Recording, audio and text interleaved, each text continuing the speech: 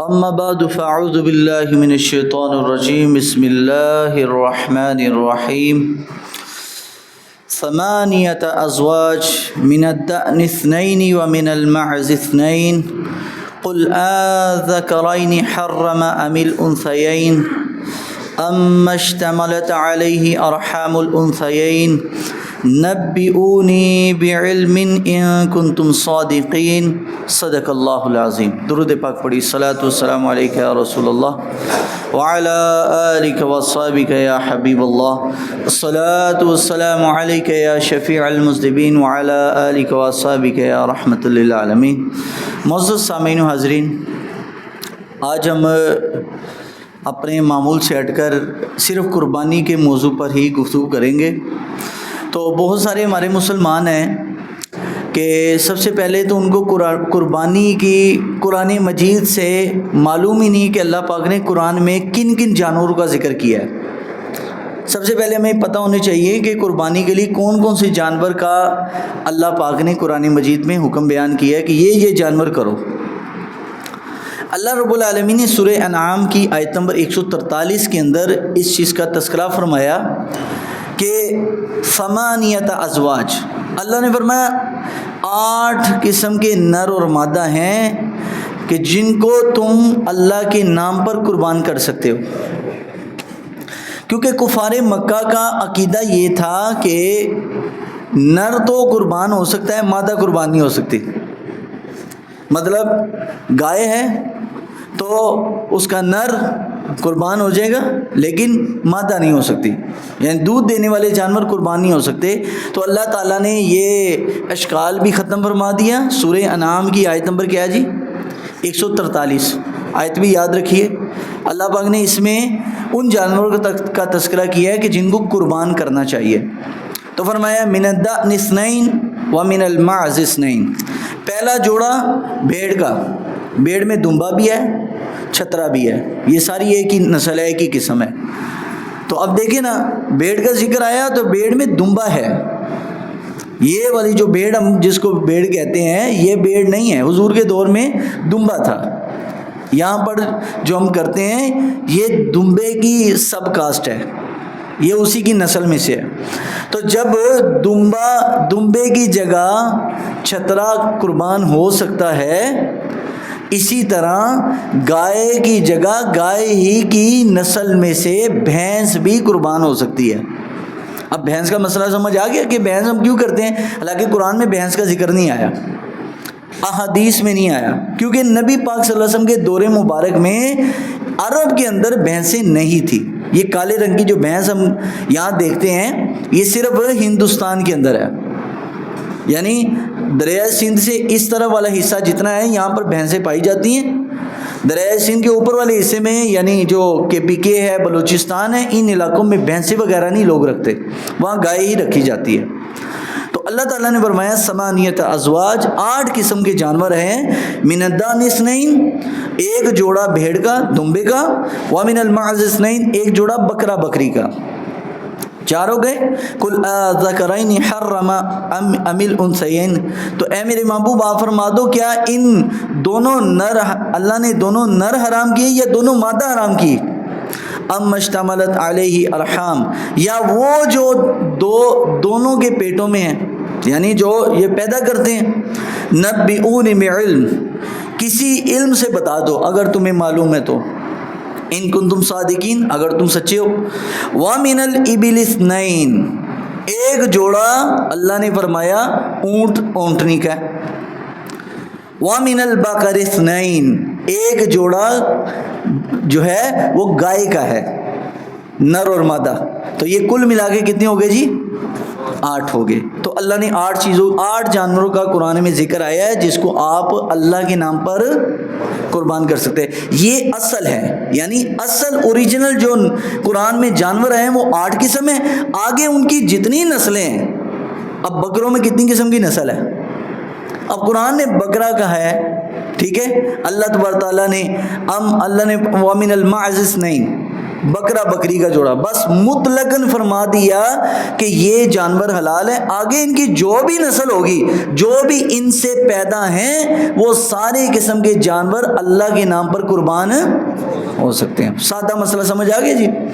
تو اللہ نے فرمایا قل اذکرین حرم ام الانثیین، اللہ نے فرمایا کیا میں نے دونوں نر حرام کیے یا دونوں مادہ حرام کی؟ ام اشتملت علیہ ارحام الانثیین، جو ان کے پیٹوں میں ہے وہ بھی حلال ہے. ام کنتم شہداء، کیا تم موجود تھے اس وقت اذ وصاکم اللہ، کہ جب اللہ تمہیں اس کا حکم دے رہا تھا کہ یہ حرام ہو گیا.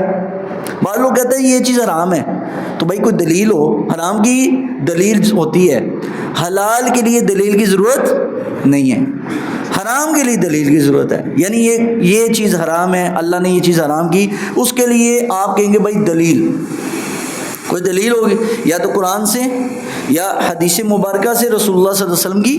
تیسری چیز اجماع امت، صحابہ اکرام کے اجماع سے.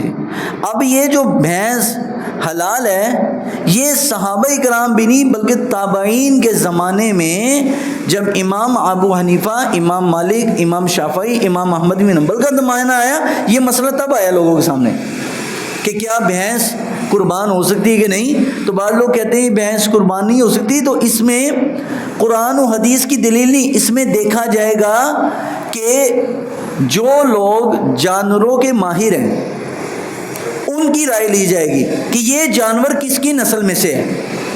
نسل دیکھی جائے گی کہ نسل کون سی ہے.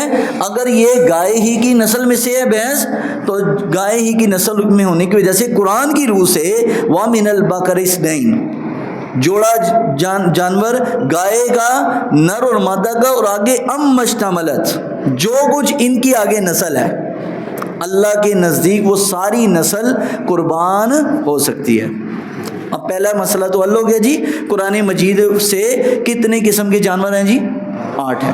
بس آگے ان کی جو بھی نسل ہوگی، جو بھی قسم ہوگی نسل کی، وہ ساری نسل حلال ہے، بالکل حلال ہے، اس کو قربان آپ کر سکتے ہیں. لیکن ہو ان 8 قسم میں سے، 8 قسم میں سے نر اور مادہ ہو، چاہے کوئی بھی نسل آگے آ جائے. میں نے یہ کچھ سوالات جو میرے ذہن میں تھے جو لوگوں کے عموماً آتے ہیں، تو اب قربانی واجب کس پر ہے جی؟ یہ بھی ایک سوال ہے. اللہ رب العالمین نے قرآن مجید فرقان حمید میں مطلق بات کہی ہے. اللہ نے فرمایا فَصَلِّ لِرَبِّكَ وَانْحَرْ، سورہ کوثر کے اندر آیا، مشہور آیت ہے. اللہ نے فرمایا اے میرے محبوب صلی اللہ علیہ وسلم فَصَلِّ، اب آپ نماز پڑھیے، لِرَبِّكَ، اپنے رب کے لیے، وَانْحَرْ، اور دوسرا کام آپ نے کیا کرنا ہے؟ قربانی. نہر مانا قربانی. قربانی سے مراد جو عربی اہل عرب ہیں وہ اونٹ کو نہر کرتے ہیں، اور بکرے کو اور گائے کو، بھینس کو، ان سب کو وہ ذبح کرتے ہیں. ٹھیک ہے. قرآن مجید میں گائے کے بارے میں اللہ تعالیٰ نے ذبح کرنے کا ذکر کیا. اگر سورہ بقرہ ہی ہم پڑھیں تو اللہ تبارک تعالیٰ نے کیا فرمایا؟ ان اللہ یأمرکم ان تذبحوا بقرہ، اللہ تمہیں حکم دیتا ہے کہ تم گائے کو ذبح کرو. اب یہ قرآن مجید پوری صورت ہی گائے کے بارے میں ہے، سورہ بقرہ. تو اللہ تعالیٰ نے اس سورہ مبارکہ میں گائے کو ذبح کرنے اور اونٹ کے بارے میں فَصَلِّ لِرَبِّكَ وَانْحَرْ، اے میرے محبوب علیہ السلام آپ نماز پڑھیے اور نہر کیجیے. نہر صرف ایک جانور کو کیا جاتا ہے اور وہ کیا ہے؟ اونٹ ہے. آپ نے دیکھا ہوگا اونٹ کو بھی قربان کرنے کا جو سٹائل ہے، انداز ہے، وہ اور جانوروں سے جدا ہے کیونکہ وہ نہر ہوتا ہے. تو اسی لیے اب قرآن نے مطلق بات کیا دی جی قربانی کرو، نماز پڑھو اور قربانی کرو. اب قربانی ہے کس پر؟ اب قربانی ہے کس پر؟ اور اس میں بھی ایک سوال ہے کہ اگر آیا شوہر ہو، میاں بیوی ہوں، تو کیا دونوں پر قربانی ہے یا صرف شوہر نامدار پر یہ لازم ہے؟ یاد رکھیے شوہر کے پاس اگر نصاب ہے تو شوہر پر لازم ہے. اگر عورت کے پاس علیحدہ اپنا ذاتی نصاب موجود ہے، اتنا اس کے پاس جیب خرچ موجود ہے، اتنے پیسے ہیں جو نصاب تک پہنچتے ہیں، تو عورت پر علیحدہ قربانی ہے. اسی طرح بیٹے کے پاس علیحدہ اپنا نصاب موجود ہے تو اس کے لیے علیحدہ قربانی ہے. یعنی ہر بندے کے لیے علیحدہ علیحدہ ہے۔ اب آئیے حضور صلی اللہ علیہ وسلم نے ارشاد فرمایا، حضرت ابو ہریرہ فرماتے ہیں نبی صلی اللہ علیہ وسلم فرمایا ان رسول اللہ صلی اللہ علیہ وسلم قال، یہ حضور کے الفاظ ذرا غور سے سنیے گا، نبی علیہ السلام کے الفاظ کا جو چناؤ ہے نا وہی ہمیں بہت سارے مسئلے کھول دیتا ہے ہم پر۔ حضور نے فرمایا ان رسول اللہ صلی اللہ علیہ وسلم قال، بے شک اللہ کے نبی صلی اللہ علیہ وسلم نے فرمایا من کان لہ سعہ، جو بندہ وسعت رکھتا ہو، جو بندہ من کانا مطلب جو بھی وسعت رکھتا ہو، اس میں حضور نے نہ تو کہا ہے باپ، نہ تو کہا بیٹے کا، نہ بولا ہے میاں کا، نہ بولا ہے بیوی کا، ہر کسی کا بارے میں مطلق کہہ دیا من میں جو بھی ہو، من کان لہ سعہ، جو بندہ بھی قربانی کی وسعت رکھے، اور فرمایا ولم یضح، اور قربانی نہ کرے، قربانی نہ کرے، فلا یقربن مصلانا، حضور نے فرمایا ایسے بندہ میرے مصلی، میری عیدگاہ اور عیدگاہ کے قریب بھی نہ آئے۔ نماز تو پڑھنا دور کی بات ہے، کیونکہ اس نے اللہ کے حکم کی تعمیل دوسرے کی نہیں کی، تو پہلے کے لیے بھی حضور فرما رہے ہیں کہ جو انا اعطیناک الکوثر فصلی لربک وانحر، اللہ کے محبوب فرماتے ہیں فصلی لی، وہ نماز بھی نہ پڑھے، وانحر اگر وہ قربانی نہیں کرتا تو، مطلب اگر قربانی نہیں کر رہا فلا یقربن مصلنا، حضور نے فرمایا وہ ہمارے جائے نمازوں کے قریب، عیدگاہ کے جائے نمازوں کے قریب بھی نہ آئے۔ اب آپ اندازہ لگائی، تو جو بھی من کان لہ سعہ، جو وسعت رکھتا ہے، اب کتنی وسعت ہونی چاہیے؟ حدیث شریف میں مختلف چیزوں کا تذکرہ اللہ کے محبوب صلی اللہ علیہ وسلم نے فرمایا ہے کہ کن کن چیزوں پر، کن کن باتوں پر بندے پر قربانی لازم ہے۔ وہ بہت ساری احادیث میں باتیں آئی ہیں، لیکن اس میں کچھ میں آپ کے سامنے رکھتا ہوں۔ سب سے پہلے جو بندہ آزاد ہو، اب آج کے دور میں ہر بندہ ہی آزاد ہے، اب غلامی کا دور ختم ہے۔ نمبر 2، جو بندہ عاقل ہو، عقل رکھتا ہے۔ نمبر 3، جو اب بندہ بالغ ہو، اور نمبر 4، جو بندہ صاحب نصاب ہو، قرض وغیرہ دینے کے بعد اتنے پیسے اس کے پاس بچتے ہوں کہ وہ صاحب نصاب ہو۔ اب صاحب نصاب، جب رمضان آتا ہے تو ہم زکوٰۃ کا مسئلہ بیان کرتے ہیں، تو زکوٰۃ کے مسئلے کے لیے شرط ہے 1 سال، اور قربانی کے مسئلے کے لیے شرط ہے 10، 11، 12 والے دن بھی اگر کسی کے پاس اتنی رقم آ جائے کہ وہ قربانی کا نصاب تک پہنچ جاتا ہے تو اس پر قربانی فرض ہے۔ 10، 11، 12 یعنی عید کے تیسرے دن تک بھی اگر پیسے کا اہتمام ہو گیا، قرض وغیرہ دینے کے بعد، یہ قرض کے علاوہ کی بات کر رہا ہوں، قرض کوئی کہتا ہے جی ہم پہ تو قرض ہے جی، تو بھائی نہ کرو تم، لیکن قرض دینے کے بعد بھی اگر تمہاری ملکیت میں اتنے پیسے بچتے ہیں، وہ کیا ہے، وہی سیم مسئلہ زکوٰۃ والا ہے، لیکن شرط صرف اس میں 1 دن کی ہے۔ جس دن پیسے آئے ان 3 دنوں میں بھی تو قربانی لازم۔ تو منیمم کتنے پیسے ہونے چاہیے؟ 52.5 تولے چاندی یا 7.5 تولے سونا، یا اگر پیسوں میں بات ہے تو اگر سونا بھی موجود ہے اور کچھ پیسے بھی موجود ہیں اور دونوں کی رقم ملا کر 52.5 تولے چاندی تک پہنچ جاتی ہے تو ایسے بندے پر قربانی لازم ہے۔ تو میں نے جمعے کو بھی مسئلہ بتایا، آج کے دور میں موجودہ کرنٹ جو ہماری کرنسی ہے پاکستان کی، اس میں کسی بندے کا قرض وغیرہ دینے کے بعد 1,78,000 روپے اگر کسی کی ملکیت میں ہیں، کسی کی ملکیت میں ہیں، قرض وغیرہ دینے کے بعد کی میں بات کر رہا ہوں، تو ایسے بندے پہ قربانی کرنا کیا ہے جی؟ لازم ہے۔ اس میں گھر شامل نہیں ہے، گھر ہو جتنا مرضی مہنگا گھر ہو، قربانی لازم نہیں ہوگی۔ گاڑی ہے، ایک گاڑی کوئی نہ، یا موٹر سائیکل ہو یا گاڑی ہو، کوئی ایک چیز جو سواری کے طور پر اگر بندے کے پاس ہے تو اس پہ قربانی لازم نہیں ہے۔ اس کی گرمی سردی کی جو ضروریات ہیں، جو موجودہ دور میں ایک نارمل بندے کی ضرورت ہوتی ہے، کپڑوں کی، بستر کی، گھریلو چیزوں کی، یہ چیزیں نکال کے، اب وہ چیزیں کچھ غیر ضروری بھی ہیں ہمارے پاس، ٹھیک ہے. اب غیر ضروری چیزوں میں کیا آتا ہے؟ اے سی بھی ہمارا یہ کوئی ضرورت کی چیز نہیں ہے، کیونکہ اس کے بغیر بھی غریب لوگ زندہ رہ رہے ہیں. یعنی وہ چیز جو بندہ جس کے بغیر جی نہیں سکتا، جو اس کی ضرورت ہے، برتن ہے ضرورت ہے، ٹھیک ہے، اس کا بستر ہے، کپڑے ہیں، یہ اس کی ضروریات میں سے ہیں. لیکن اے سی ہو، گھر میں LED لگی ہوئی ہے مہنگی، یہ اس کی ضرورت نہیں ہے، اس کا ریٹ لگوایا جائے گا. اور اسی طرح اس کے پاس گھر میں 2 موٹر سائیکلیں کھڑی ہیں اس کی اپنی ملکیت میں، جو اس کی اپنی ذاتی تصرف میں ہے، تو ایک کا حساب نصاب میں لگے گا. اگر اس کے پاس رہنے کو 2 گھر ہیں، ایک گھر کا نصاب، ایک گھر کا جو ہے ضرورت میں آئے گا، اور دوسرا گھر یا پلاٹ اگر موجود ہے تو وہ نصاب میں شمار ہوگا. اب آپ خود اندازہ لگائیں، ہم میں سے تقریباً ہر بندے پر ہی قربانی بن رہی ہے، ہر بندے پر. یعنی 1,78,000 اگر اس کی تمام ضروریات شرعی نکال کر، قرض نکال کر 1,78,000 روپے کا اگر کوئی مالک ہے، ایسے بندے پر قربانی کیا ہے جی؟ لازم. تو ان کے بارے میں حضور نے فرمایا من کان له سعة ولم يضحي فلا يقربن مصلنا، جو قربانی کی استطاعت رکھتا ہے اور پھر بھی قربانی نہیں کر رہا، ایسا بندہ ہماری عیدگاہ کے قریب بھی نہ ہے.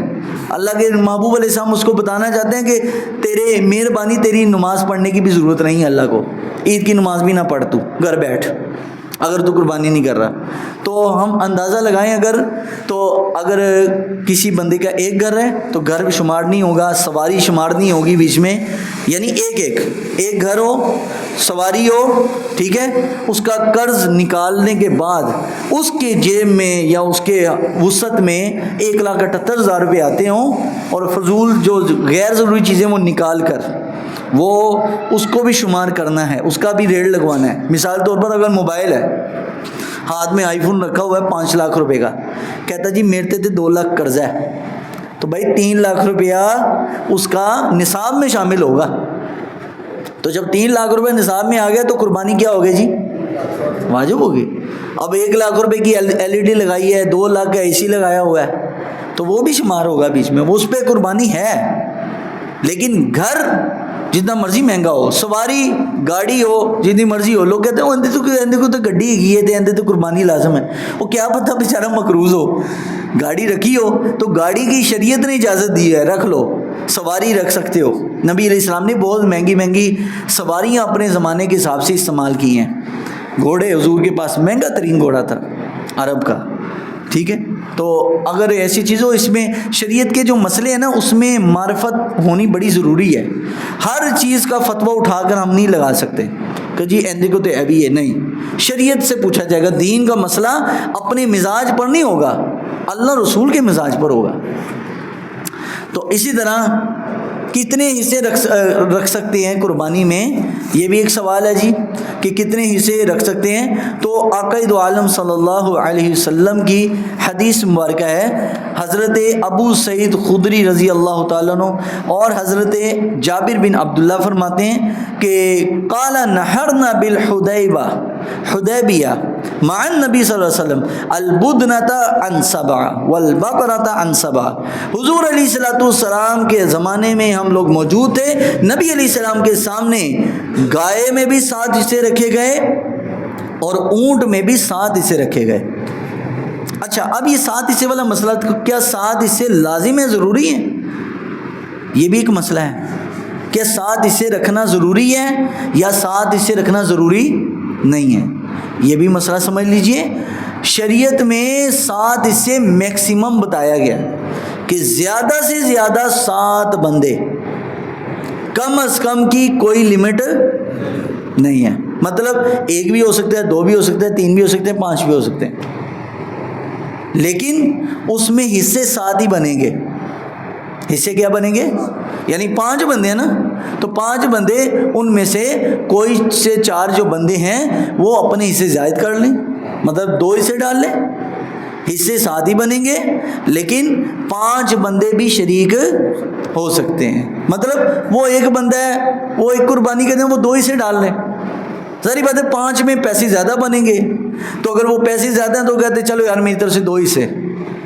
2 حصوں کے پیسے پے کر دے، تو 5 بندے شامل ہوں، ان میں سے کوئی سے جو 2 بندے ہیں وہ حصے ڈبل کر لیں اپنے، بقایا کا حصہ سنگل اور 2 کے حصے 2 تو 2 4 ہو گئے، بقایا 3 کے 1 حصہ، تو ٹوٹل 7 ہو گئے۔ تو اس انداز سے بھی ہو سکتا ہے، اور اکیلا بندہ بھی قربانی کر سکتا ہے اپنی طرف سے، لیکن ایک قربانی کسی نہ کسی کے نام لگا دے، یا سارے کہے جی اللہ یہ سارا میں نے تیرے نام پر کیا ہے، اس کا جو گوشت ہے وہ میں تیرے راہ میں بانٹوں گا یا غریبوں کو کھلاؤں گا۔ کچھ لوگ پورے جانور بھی کرتے ہیں نا، اب اس کی کیا حدیث کیا دلیل ہے؟ حضرت ابو ہریرہ فرماتے ہیں کہ قال ذبح رسول اللہ صلی اللہ علیہ وسلم من اعتمر من نسائه فی حجۃ الوداع بقرۃ بینہن۔ حضرت ابو ہریرہ فرماتے ہیں کہ نبی علیہ السلام نے ازواج مطہرات کی طرف سے حجۃ الوداع کے موقع پر، حج کے موقع پر نبی علیہ السلام نے ایک گائے ذبح فرمائی، ایک بیوی کی طرف سے ایک گائے ذبح فرمائی، اور خود رسول اللہ صلی اللہ علیہ وسلم نے اپنی طرف سے 100 اونٹ ذبح کیے، 100 اونٹ نہر کیے، مطلب اللہ کے نام پر قربان کیے۔ تو 100 اونٹ حضور نے اپنی طرف سے کیے، اور ایک گائے اپنی ایک بیوی کی طرف سے۔ تو اس وقت حضور کی 9 بیویاں موجود تھیں، 9 ازواج مطہرات تھی، تو حضور نے 9 بیویوں کی طرف سے 9 گائے، اور اپنی طرف سے کتنے اونٹ؟ اب اپنی طرف سے ایک اونٹ میں 7 حصے بنتے ہیں، لیکن نبی علیہ السلام اپنی طرف سے کتنے کرے؟ 100 اونٹ، 100 اونٹ میں 700 حصے بنتے ہیں، اور نبی علیہ السلام نے وہ کیا۔ اور آپ اندازہ لگائیں، وہ آج کل ایک تو جانور کرنے ہو تو بندہ تھکا آ رہا ہوتا ہے، تو 100 اونٹ کیسے کیے ہوں گے، کیسے حالات ہوں گے۔ اس زمانے میں کوئی ایسا اہتمام بھی نہیں تھا جیسے آج کل مینا کے اندر موجود ہے، اس وقت تو ایسا تو تھا بھی نہیں سسٹم، تب تو بس ہر بندہ اپنی قربانی کرتا تھا، بلکہ حج کے موقع پہ لوگ جانور اپنے ساتھ لے کے جاتے تھے۔ یہ تو اب سسٹم ہوا ہے کہ وہاں جاؤ، پیسے جمع کراؤ، آپ کو جانور مل جائے گا، اور وہیں پہ آپ کے سامنے ذبح کر دیں گے، ٹھیک ہے۔ اس کے بعد آپ نے گوشت لینا ہو تو مرضی ہے، نہیں تو وہ سارا وہ غریب ممالک کو بانٹ دیتے ہیں گوشت۔ اب تو سسٹم بدل گیا نا، اب تو جدید ہو گیا، اس زمانے میں کوئی ایسی سہولت تھی بھی نہیں۔ تو نبی پاک صلی اللہ علیہ وسلم نے دونوں آپشنیں دی ہیں کہ اگر ایک بندہ ایک پورا جانور کرنا چاہتا ہے وہ بھی کر سکتا ہے، اور اگر چند بندے مل کر کرنا چاہتے ہیں وہ بھی کر سکتے ہیں، اور زیادہ سے زیادہ کا بھی بتا دیے۔ یعنی یہ شریعت میں ہماری لچک ہے، اللہ نے لچک رکھی ہے کہ اگر غریب لوگ ہیں تو 7 بندے مل کے کر لیں، یعنی کوئی زیادہ مالدار نہیں ہے تو اگر تھوڑے پیسے وہ کہتے ہیں میں ثواب کی نیت سے کرنا چاہتا ہوں۔ کئی لوگ ایسے ہیں نا کہ ان پہ قربانی واجب نہیں ہوتی، لیکن وہ شوق سے کرتے ہیں، کہتے ہیں یار میں ثواب لینا چاہتا ہوں، کیونکہ ثواب بھی بڑا ہے نا اس پر۔ نبی علیہ السلام نے اس کا جو ثواب بیان کیا ہے، وہ ثواب بھی فرمایا کہ حضور علیہ السلام کا حدیث ہے، فرمایا ما عمل ابن آدم یوم النحر احب الی اللہ من خراق دم وانه لیاتی یوم قیامتی بقرونہا وازلافہا واشارہا۔ حضور نے فرمایا اتنا ثواب یوم نہر بڑی عید والے دن اور کسی چیز کا نہیں جتنا ثواب بڑی عید والے دن اللہ کے نام پر جانور ذبح کر کے خون بہانے کا ہے۔ وَإِنَّهُ لَيَأْتِي يَوْمَ الْقِيَامَةِ بِأَصْفَارِهَا بِقُرُونِهَا وَأَزْلَافِهَا وَأَشْعَارِهَا، یہ اپنے کھور اور اپنی چمڑے کے ساتھ اور یہ خون کے ساتھ یہ جانور لائے جائیں گے، اور وَإِنَّ الدَّمَ لَا يَقُلُ مِنَ اللَّهِ بِمَكَانٍ، اور یہاں تک کہ ابھی پہلا خون کا قطرہ زمین پر گرے گا نہیں، أَن يَقَعَ الْأَرْضُ فَطِيبُوا بِهَا نَفْسًا، بندے کے سارے گناہ اللہ مٹا دے گا، ابھی ایک پہلا قطرہ زمین پر نہیں لگے گا تو بندے کے گناہ مٹتے ہیں۔ تو بعض لوگوں پہ قربانی نہیں ہے، بیچارے غریب ہے لیکن شوق سے کرتے ہیں۔ میں خود ایسے بہت سارے لوگوں جانتا ہوں، وہ پورے سال پیسے جمع کرتے ہیں، یار ہم نے قربانی کرنی ہے، اور کچھ ایسے ہیں ہٹے کٹے ماشاءاللہ صحت مند اور پیسے والے، اور قربانی میں دیتے وہ نہیں جی ساڈے تے واجب نہیں، ساڈے تے اے قرض ہے، یہ ہیلے بانے کرتے ہیں۔ تو ایسے نہ کریں، اپنا ایسٹیمیٹ لگائیں، اپنی زندگی میں دیکھیں کہ آپ کے پاس کتنے پیسے ہیں، آپ کے پاس آپ کی ضروریات کو نکال کر جتنا مال بنتا ہے آپ کی ذاتی ملکیت میں آپ پر لازم ہے کہ آپ قربانی کریں، چاہے عید والے دن ہی پیسے آ جائیں، اس پہ عید والے دن ہی قربانی لازم ہے۔ اب ایک اور سوال ہے کہ اب فوت شدگان کی طرف سے قربانی ہو سکتی ہے کہ نہیں؟ یہ اس لیے یہ باتیں بتا رہا ہوں کہ یہ قربانی کا جانور لینے سے پہلے یہ باتیں پتہ ہونی چاہیے. بعض لوگ نا پھر اس وقت ہی اچھا بعض لوگ رات کے 12 بجے 1 بجے فون کرتے وہ قاری صاحب اسی جانور لینا ہے تے اسی اپنے پیو کی طرفوں کر سکنے ہیں کہ نہیں؟ کو بندہ کو دن کے ٹائم سوال پوچھ رہے یا وقت سے پہلے سیکھ لے. اچھا جب بتا رہے ہوتے ہیں تب وہ بندے موجود نہیں ہوں گے اور پھر رات کو 12 1 بجے سوال کر لیں گے. پھر کہیں گے وہ معذرت اسی نیند خراب کرتی ہو. میں کہا یار اب کر لیے تو اب اٹھا دیے تو پوچھو. تو اس طرح کے سوالات اب یہ اس طرح کی جو نشست ہے رکھنے کا مقصد یہ ہے کہ ہمیں یہ چیزیں وقت سے پہلے پتہ چل جائیں. اینڈ ٹائم پر ہم ڈبل مائنڈڈ ہوتے ہیں. اچھا مولوی صاحب نے فون کرو او قاری صاحب تو سیدھے فون ہی نہیں چوکتے. اور میں کہا بھائی مسجد میں 100 دفعہ ملتے تو اس وقت کر لیتے نا. بعض اوقات بندہ مصروف ہوتا ہے نہیں کر سکتا سوال نہیں اٹھا سکتا فون. تو اسی لیے یہ فوت شدگان کا بھی مسئلہ کیا فوت شدہ کی طرف سے قربانی کر سکتے ہیں یا نہیں کر سکتے. اور عقیقے کا مسئلہ کیا جانور قربانی کے جانور میں عقیقے کے بھی حصہ ڈال سکتے ہیں کہ نہیں ڈال سکتے. یہ 2 مسئلے. تو نبی پاک صلی اللہ علیہ وسلم کی حدیث ہے. حضرت علی رضی اللہ تعالیٰ کی روایت ہے. مولا کائنات علی رضی اللہ تعالیٰ عنہ رسول اللہ صلی اللہ علیہ وسلم کے دنیا سے جانے کے بعد 2 جانور ذبح کیا کرتے. تو پوچھا حضرت مولا کائنات سے رضی اللہ تعالیٰ عنہ کہ آپ کے 2 جانور کرنے کی وجہ کیا ہے. حضرت علی نے فرمایا ایک جانور تو میں اپنی طرف سے کرتا ہوں. ایک جانور تو اس کا مطلب پہلے وہ قربانی کرنی ہے جو آپ کی طرف سے واجب ہے وہ لازم ہے وہ آپ نے کرنی ہے. اب یہ اشکال بھی ختم ہو گیا جی یہ جی جو قربانی کرنی یہ غریبوں کو پیسے دے دو. تو بھائی غریبوں کو جو تم نے پیسے دینے وہ علیحدہ سے نکالو جیب سے اور جو قربانی کرنی ہے اللہ کے نام پر وہ تم پر لازم ہے کیونکہ اس کے بارے میں وعید ہے فلا یقربن مصلنا وہ بندہ عیدگاہ کے قریب بھی نہ آئے. اتنی بڑی وعید حضور نے دے دی. حالانکہ حضور رحمت للعالمین ہے لیکن نبی علیہ السلام دیکھیں یہ بات حضور نے کیسے فرمائی ہوگی. اتنی رحمت والے نبی ہونے کے باوجود بھی کتنی سخت وعید بتائی کہ اگر قربانی کی وسعت ہے نہیں کرتے تو پھر ہماری عیدگاہ کے قریب بھی نہ ہو نماز عید بھی پڑھنے کی ضرورت نہیں ہے. اب حضرت علی نے فرمایا پہلی قربانی میں کس کی طرف سے کرتا ہوں اپنی طرف سے. فرمایا دوسری قربانی رسول اللہ صلی اللہ علیہ وسلم کی طرف سے. اب حضور کے دنیا سے جانے کے بعد ہے. اب اس کا مطلب جو شخص دنیا سے چلا جائے اس کے پیچھے عید والے دن ہی اللہ کے نام پر آپ قربان کر سکتے ہیں. لیکن قربانی کا اور اللہ کے بندوں کے سال ثواب کے لیے کیے گئے جانور کا مسئلہ تھوڑا سا فرق ہے. جو قربانی کا جانور ہے آپ کو اجازت ہے چاہے آپ سارا گوشت رکھ لیں. یہ صرف اجازت ہے اس کا مطلب فرض نہیں ہے بھائی. یہ مسئلہ یاد رکھیے. بعض اوقات نا اس طرح کا مسئلہ کر رہے ہیں نا تو لوگ او مولوی صاحب نے کہا جی سارا گوشت رکھو تو بھائی رکھ لیں کوئی گناہ نہیں ہے. لیکن آپ اگر قربانی کر رہے ہیں اس کا مطلب آپ پورا سال کھا سکتے ہیں.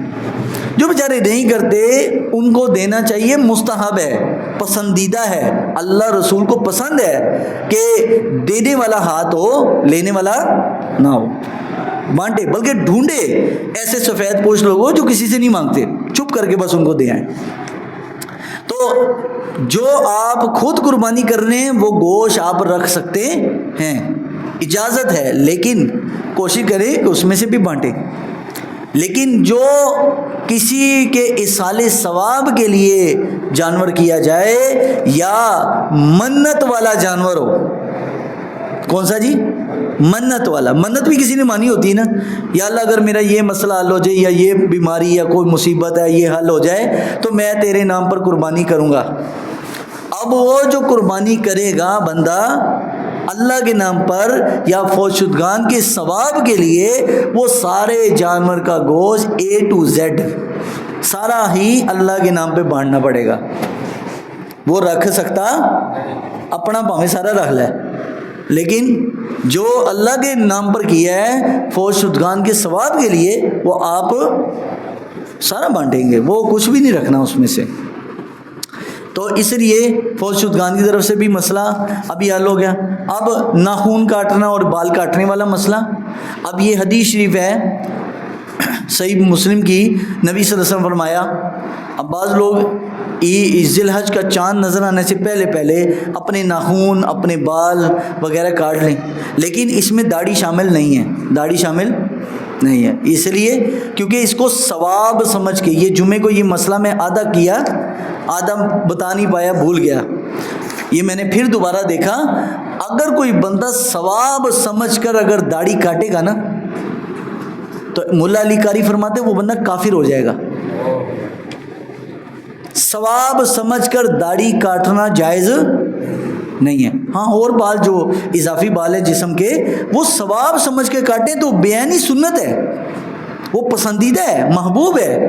کیونکہ 10 عادات ہیں نا جو نبی علیہ السلام فرمایا جو دین ابراہیمی کی عادتیں ہیں جو اللہ نے مجھے دی ہیں، ان میں زیر ناف بال کاٹنا، بغل کے بال مونڈنا، مونچھوں کو پست کرنا، یہ حضور نے سنت بتائی ہے. ختنہ کرنا، خوشبو لگانا، یہ ساری چیزیں نبی علیہ السلام نے ان 10 روایت میں، کافی لمبی روایت ہے، 10 باتیں اس میں آئی ہیں، اس میں اس چیز کا بھی ذکر ہے. لیکن حج کے 10 دنوں میں یعنی ذی الحج کے پہلے عشرے میں ان چیزوں سے تھوڑا سا رک جانا، اور چاند دیکھنے سے ایک دن پہلے ہی، چاند نظر آنے سے پہلے پہلے، یعنی مثال طور پر آج شام کو اگر چاند دیکھنا ہے تو آج ہی آپ اپنے آپ کو طہارت کر لیں، اپنے آپ کو پاک کر لیں. ان لوگوں کے لیے جو قربانی کرتے ہیں، ہر بندے کے لیے نہیں ہے، جو قربانی کرتے ہیں ان کے لیے بھی یہ عمل فرض واجب سنت نہیں بلکہ کیا ہے، مستحب. کیا جی؟ مستحب. کرے گا تو ثواب ہے، نہ کرے گا تو کوئی گناہ نہیں ہے. مستحب کی تعریف ڈیفینیشن سمجھ لیں تو نبی صلی اللہ علیہ وسلم نے فرمایا کہ جو بندہ اذا رأیتم ہلال ذی الحجۃ واراد احدکم ان یضحی فلیمسک عن شعرہ واظفارہ، کوئی بندہ جو ذی الحج کا چاند دیکھنے سے پہلے اپنے بالوں کو، اپنے ناخنوں کو کاٹ لے، اور اگر اس کا وَأَرَادَ أَحَدُكُمْ أَن يُضَحِّيَ کہ وہ قربانی کرے گا، کہ وہ، اس کا مطلب قربانی کرنے والے کے لیے حکم ہے، ہر بندے کے لیے نہیں ہے. تو فرمایا فَلْيُمْسِكْ عَنْ شِعْرِهِ وَأَظْفَارِهِ، وہ اپنے بالوں کو بھی روک لے اور اپنے ناخنوں کو بھی روک لے. یمسک کا مطلب ہے چھوڑ دے، روک دے، مطلب کہ کاٹے نہیں ان دنوں میں، 10 دنوں میں. تو صرف یہ ایک مستحب عمل ہے ان لوگوں لیے جو قربانی کرتے ہیں. لیکن اس میں میں پھر یہ کہہ رہا ہوں کہ داڑھی شامل نہیں ہے. مستحب سمجھ کے لوگ واجب چیز کو کاٹ رہے ہوتے ہیں کہ عید والے دن قربانی کی جیسے، اور اس کے بعد جناب رگڑا دینا شروع کر دیا جناب بالکل چہرے پر. تو یہ کوئی فائدہ نہیں ہے، یہ ویسے بھی بندے کی مردانگی کے خلاف ہے بات.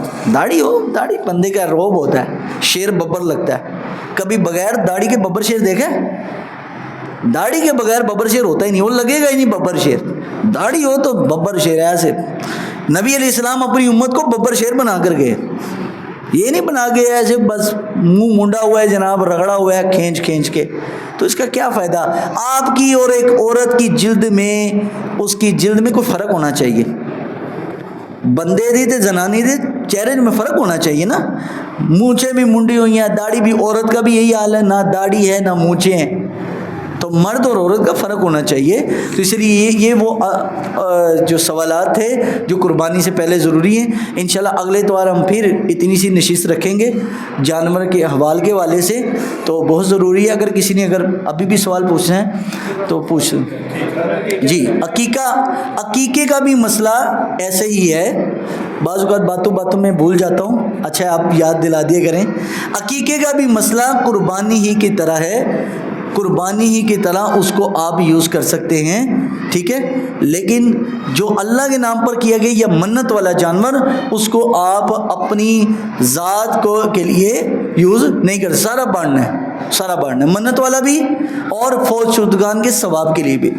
تو عقیقے اگر مثال کے طور پر ایک گائے کے اندر 7 حصے ہیں، آپ چاہ رہے ہیں کہ ہم اپنے بیٹے کی طرف سے یا بیٹی کی طرف سے ان کا عقیقہ بھی کر لیں، تو گائے کے اندر بھی آپ عقیقے کا حصہ شامل کر سکتے ہیں۔ اور ضروری بھی نہیں ہے کہ لڑکے کے لیے 2 ہی بکرے ہوں یا 2 ہی حصے ہوں، حدیث شریف میں 1 حصے کا بھی ذکر ہے۔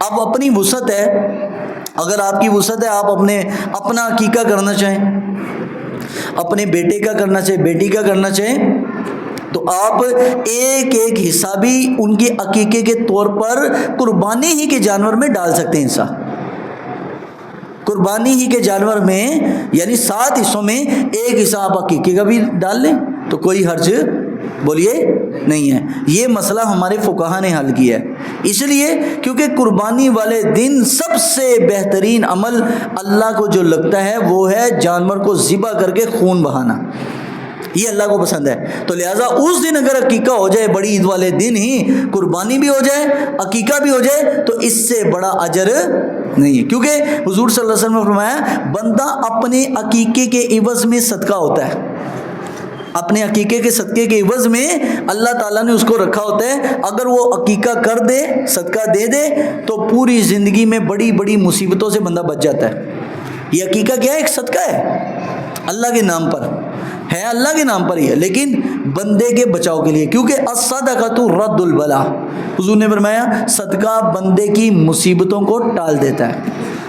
تو امید ہے جو مسئلے بتائے وہ اس میں سے اگر کوئی سوال ہے ہوگا تو آپ پوچھ لیں، اور اگر نہیں تو اگلے اتوار ہم پھر انشاءاللہ عام طور پہ 2 حصے رکھے جاتے ہیں۔ جی میں نے بتایا کہ 2 حدیثوں میں 1 کا بھی ذکر آیا ہے، نبی علیہ السلام نے 1 کی بھی اجازت دی ہے اور 2 کی بھی اجازت دی ہے، جتنی جس کی وسعت ہو، اگر وہ عقیقے کے طور پر 1 جانور کر سکتا ہے 1 کر لے، بہتر ہے کہ 2 کرے۔ مطلب دونوں حدیثیں موجود ہیں۔ نبی علیہ السلام کے زمانے میں ایک صحابی آئے، انہوں نے عرض کیا حضور میں قربانی کرنا ہے، وہ فرمایا 1 جانور لے آؤ، مطلب بکرا لے آؤ، تو وہ 1 بکرا لے آئے، ان حضور کے سامنے کیا۔ ایک صحابی آئے، عرض کیا حضور میں کرنا ہے، فرمایا تم 2 لے کے آؤ۔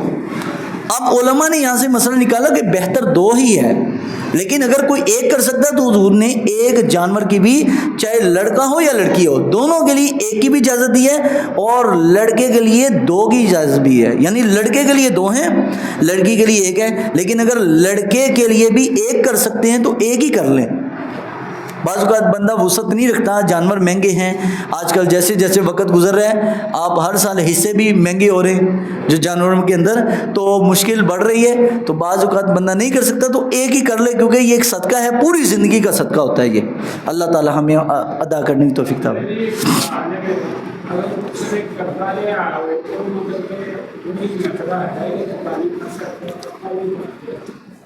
قرضہ لیا ہو، میں نے بولا جس پہ قربانی واجب نہیں ہے وہ قربانی کر لے، کیونکہ مقروض پر قربانی واجب نہیں ہے۔ مقروض اب میں نے چیزیں بتا دی ہیں، گھر، سواری، قرض، یہ نکال لے، ٹھیک ہے۔ اب قرض کتنا ہے، اب مجھے نہیں پتا قرض کتنا ہے، مثال دے رہا ہوں، 5 لاکھ روپے قرضہ لیا ہے کسی سے، آپ اندازہ لگا لیں اپنے اندازے کے مطابق، 5 لاکھ قرض لیا ہو، لیکن اس کے پاس 5 لاکھ اپنے موجود نہیں ہے، کو 3-4 لاکھ روپے ہے، پھر بھی 2 لاکھ کا بھی مقروض ہے وہ، تو ایسے بندے پر قربانی لازم نہیں، لیکن شوق ہے کہ ثواب کے لیے کرنا چاہتا ہے، گوشت کے لیے نہیں، ثواب کے لیے، اگر ثواب کی نیت سے کرنا چاہتا ہے تو پھر وہ بندہ قرض لے کر بھی قربانی کر لے، اس کو پتہ ہے میں بعد میں ادا کر سکتا ہوں، تو ایسا بندہ اگر کرے گا تو قربانی کا ثواب اس کو بھی مل جائے گا۔ مسئلہ امید ہے سمجھ آ گیا ہوگا۔ تو اور کسی جی کیا مطلب؟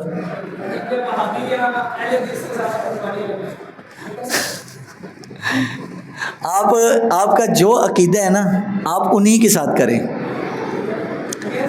نہیں اگر کر لے، اگر آپ کا دل اطمینان ہے کہ آپ کی پتہ ہے کہ قربانی ہو جائے گی، کیونکہ بقول ان کے ہمارے لوگ مشرکوں کے ساتھ قربانی نہیں ہوتی، ٹھیک ہے۔ ہاں تو بس حالانکہ حدیث میں ابن ماجہ میں مسلم میں موجود ہے کہ حضور کے سامنے 7 حصے رکھے گئے. تو اگر آپ کے دل نیت ہے کہ یار ان لوگوں کے ساتھ میری قربانی ہو جائے گی, ٹھیک ہے. اب مجھے نہیں پتا کہ آپ کا کس مسلک سے تعلق ہے. اگر آپ کا نیت اور ارادہ دل مانتا ہے کہ ہمارے ساتھ قربانی ہو جائے گی تو ہمارے ساتھ حصہ رکھ لیں. اور اگر آپ کی نیت ہے یار نہیں یہ لوگ تو شرک کرتے ہیں تو بھائی پھر ہمارے ساتھ آپ کی قربانی نہیں ہوگی, ٹھیک ہے. بلکہ یہ مسئلہ تو مسلک کا تو پیچھے رہا نا ابھی, بلکہ ہمارے علماء نے تو یہاں تک لکھا ہے کہ 7 بندے اگر حصہ ڈال رہے ہیں نا, کسی ایک کی بھی نیت صرف گوشت کی ہے تو 7 کی نہیں ہوگی. یعنی 6 بقایا جو ہیں بیچارے جو اللہ کی نیت رکھتے ہیں اللہ رضائی لائی کی, ان کی بھی قربانی نہیں ہے. وہ اس لیے کہ جب قربانی کا جانور کیا جا رہا ہے وہاں موجود ہوں اور سب کو کہیں کہ یہ ہم جانور اللہ کے لیے کر رہے ہیں, سب سے باقاعدہ اعلان کروائے, زبان سے کہے کہ یار اللہ کے لیے یہ خون بہانا اللہ کے لیے. ایک دفعہ اس لیے سنت بھی ہے کہ حضور قربانی کے سر پر کھڑا ہوتے تھے تاکہ پتہ چلو کہ میں یہ اللہ کے لیے کر رہا ہوں, گوشت کے لیے نہیں ہے. اور حصہ ڈال دیا ابا جی یار گوشت لینا تسی, تو یہ کام ٹھیک نہیں ہے. بلکہ یہ اللہ کے لیے کیا, اللہ تعالیٰ مجھے اس کا ثواب دے. گوشت تو مل ہی جانا بھائی, گوشت جو قربانی کر رہے ہیں ان کو بھی مل جاتا ہے, جو نہیں کر رہے ان کو بھی اللہ کھلا دیتا ہے. تو مقصد گوشت نہیں ہے. تو یہ تو اگلی بات ہے نا. تو عقیدے کا مسئلہ تو اس سے بھی زیادہ سخت ہے. اگر وہ کوئی بندہ سمجھتا ہے کہ یار یہ لوگ یا رسول اللہ کہتے ہیں یہ مشرک ہیں, یہ حضور کا علم غیب مانتے ہیں, یہ مشرک ہیں, تو بھائی پھر ہمارے ساتھ نہیں ہوگی قربانی, پھر ادھر کر لے. یعنی اگر ارادہ ہے, نیت اور اس کا سوچ یہ ہے, اور اگر آپ کی سوچ یہ ہے کہ یار یہ اچھے لوگ ہیں, ٹھیک ہے, عقیدہ میرا اپنا ہے, ان کا اپنا ہے, لیکن میں مانتا ہوں یہ لوگ ٹھیک ہیں, مسلمان ہیں, کم از کم مسلمان تو مانے نا. اور اگلا مسلک وسلک تو دوسری بات ہے. اگر آپ مسلمان مانتے ہیں اور مانتے کہ یار ٹھیک ہے مسلمان ہیں, عقیدے کا مسئلہ میرا ان کے ساتھ وکھرا ہے لیکن مسلمان ہیں, یہ مسلمان مان لو تو قربانی ہو جائے گی. مسلک تو اگلی بات ہے. تو اگر آپ ہمیں مسلمان مانتے ہیں تو آپ کی قربانی ہو جائے گی ہمارے ساتھ. اور اگر نہیں مانتے, مشرک مانتے ہیں, تو بھائی مشرکوں کے ساتھ قربانی نہیں ہوتی. مشرکوں کو تو اللہ نے فرمایا کہ مسجد میں بھی نہ داخل کرو, ٹھیک ہے. تو اللہ تعالیٰ ہمیں عمل کی توفیق ہے. جی جی جی کیا مسئلہ پوچھا تھا مجھے یاد نہیں. دسو اتنے بہ کے دس دو, کوئی نہیں.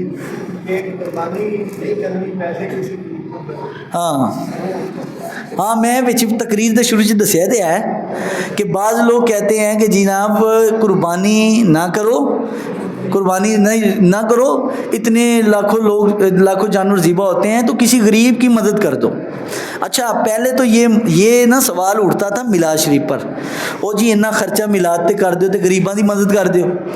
اب دیکھو اس لیے ہمارے علماء نے کہا کہ جب تم دین کے مستحب اعمال چھوڑو گے نا تو سنت خطرے میں آئے گی, سنت چھوڑو گے واجب خطرے میں جائے گا, واجب چھوڑو گے فرض خطرے میں آئے گا. اب بات کہاں تک پہنچ گئی ہے کہ جناب قربانی نہ کرو, کسی غریب کی مدد کر دو. بھائی اللہ تعالیٰ کی محبوب علیہ السلام کا عمل بھی ثابت, قرآن مجید کا حکم بھی ثابت, رسول اللہ صلی اللہ علیہ وسلم کا قول مبارک سے بھی ثابت. تینوں باتیں, صحابہ اکرام کا عمل اور امت کا 1400 سال کا عمل تواتر.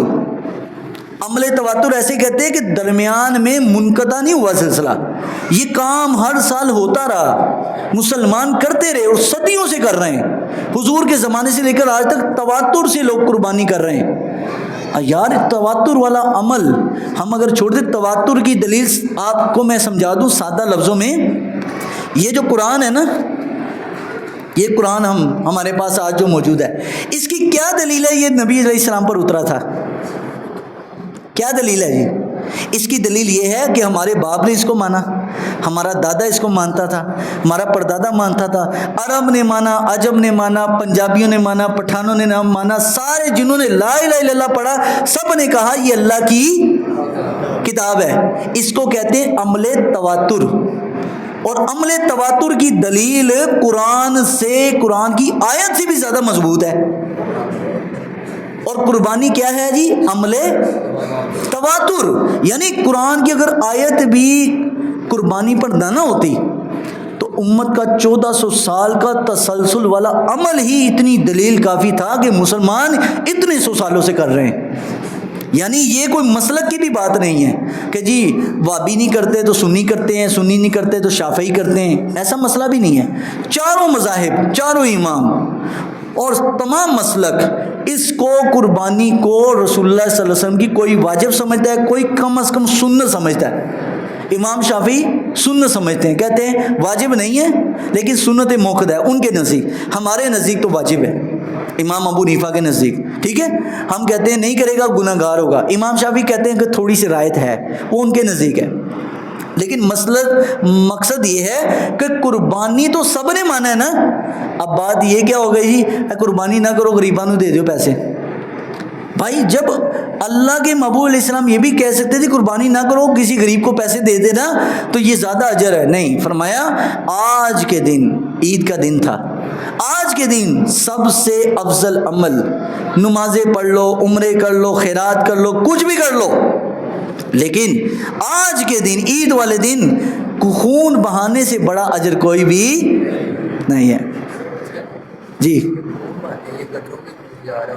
نہیں وہ خیر ہے اس کا نہیں، کیونکہ یہ مسلمانوں کو تکلف میں ڈالنے والی بات ہے۔ اگر ہم یہ جی خون، یہ مسئلہ پوچھ رہے ہیں جی قربانی کے جانور کا خون گٹروں میں جا رہا ہے، تو بھائی قربانی کے جانور کا خون اگر کپڑوں پہ لگ جائے تو کپڑے دھوئے بغیر آپ کی نماز نہیں ہوگی، ٹھیک ہے۔